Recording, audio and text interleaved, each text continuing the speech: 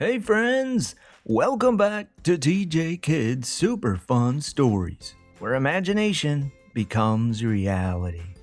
Today's tale is a little different. It will be narrated by someone with 4 paws, a wagging tail, and a love so big for his human, it fills his whole heart. So grab a comfy spot, get cozy, and join me for this adventure. A dog's best friend. I want to tell you a story about bravery, loyalty, and the greatest human who ever lived, my best friend, Rosie. But before she became my Rosie, I was just a tiny puppy living with my brothers and sister. We spent our days playing tumble tag in the yard. That's where you knock over as many siblings as you can and get them to roll on their backs before they nip you. I was the champion. Nobody could topple pups like me. One morning, while we were all playing outside, 3 humans came over to watch us. A tall male human, a tall female human, and a tiny human girl with pigtails. They smelled interesting. So naturally, we ran over to sniff and lick them.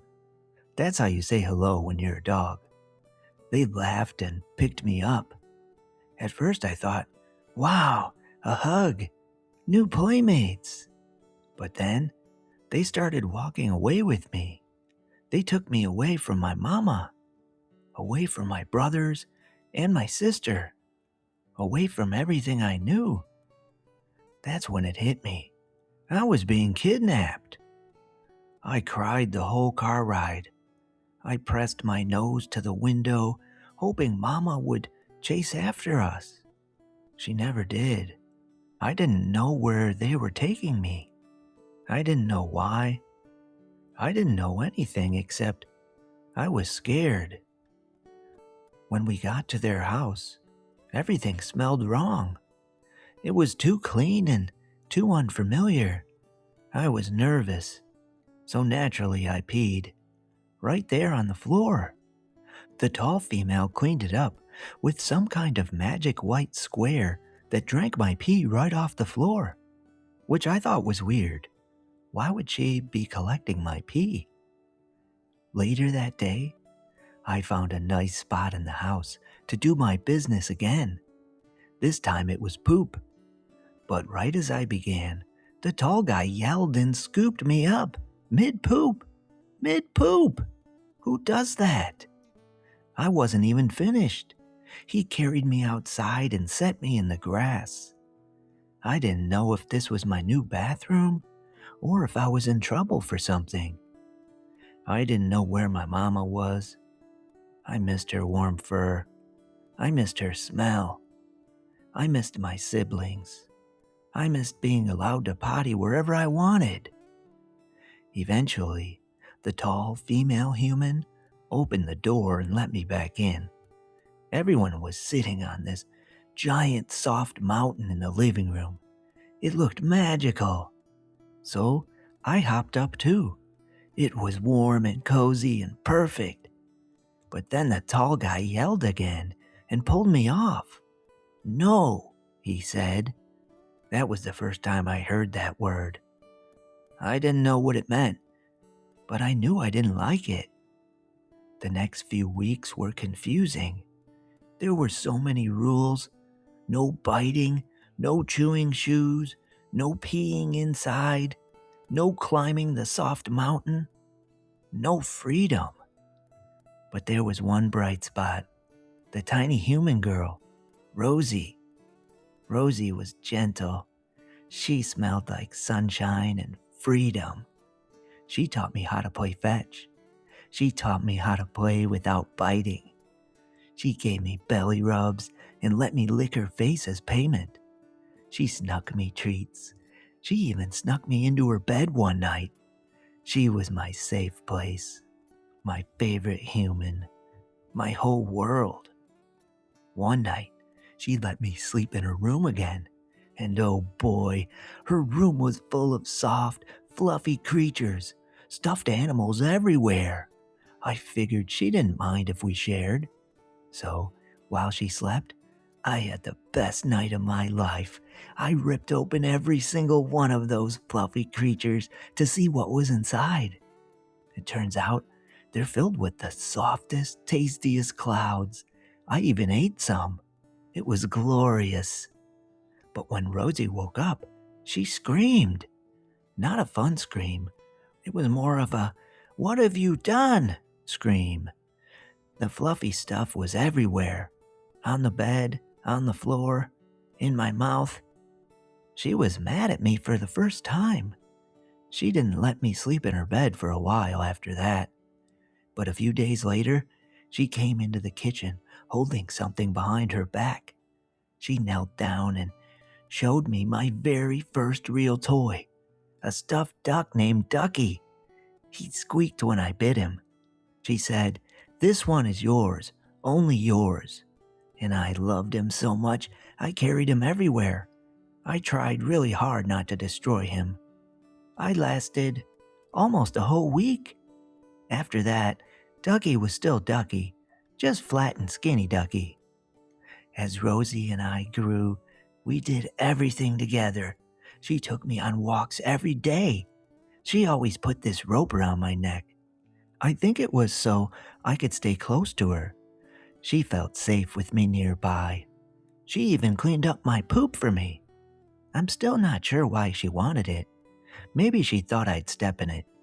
Maybe she wanted to keep it as a souvenir. Humans are strange. Then one day, something terrible happened. A giant yellow monster pulled up in front of our house. Rosie climbed inside, and it took her away. I watched from the window, horrified. Every morning it came back. Every morning it stole her.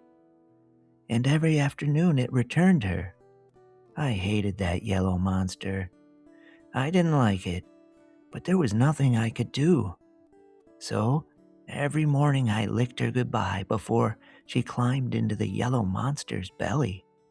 And every afternoon, I waited at the door for it to bring her back. I hated seeing it arrive, but I loved what it meant. Rosie was home again, and life was fun again. But one afternoon, something was wrong. The yellow monster came rumbling down the street, like always, but this time it didn't stop.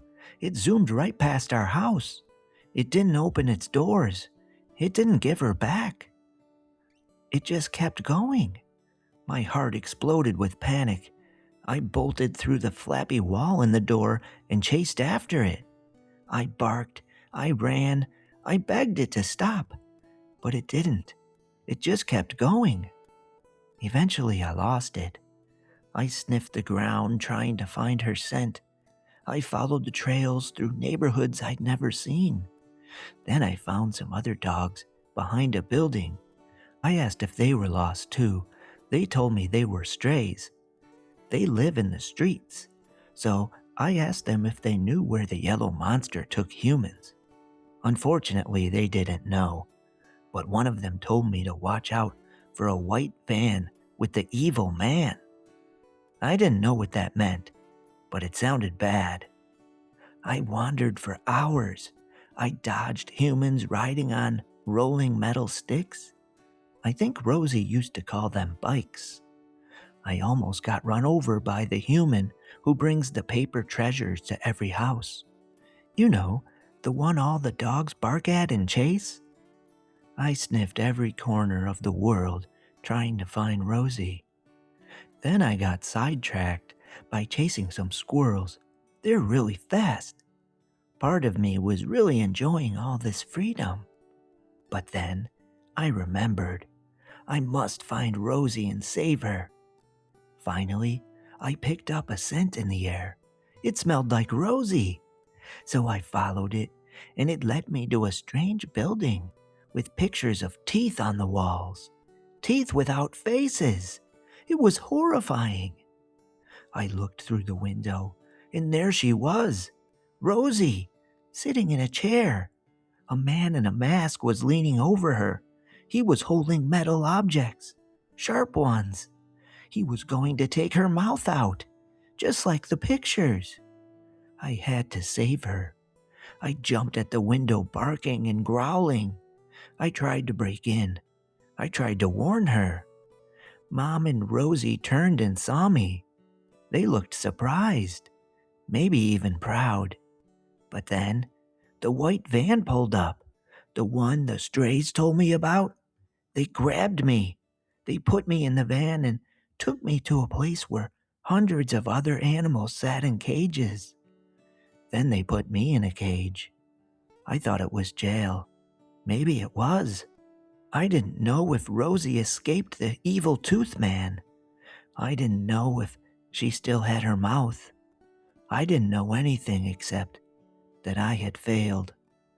But then I heard her voice. Chico, she called. She ran right up to my cage. She still had her mouth. She was safe. She hugged me through the bars. And in that moment, I realized something important. I saved her.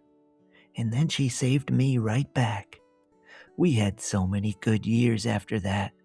Walks, toys, belly rubs, adventures. She grew taller. I grew older. But she was always my Rosie. And then one day, she packed up her whole room. Boxes everywhere. Clothes, books, posters, everything. I watched from the doorway confused. I was worried. I guess I still am.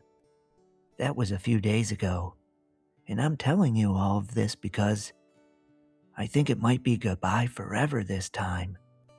Chico, what are you doing? Oh, that's Rosie. She's talking to me. Are you saying goodbye to Willie and Nilly? Yeah, these hamsters are coming with me. They'll miss you, I'm sure.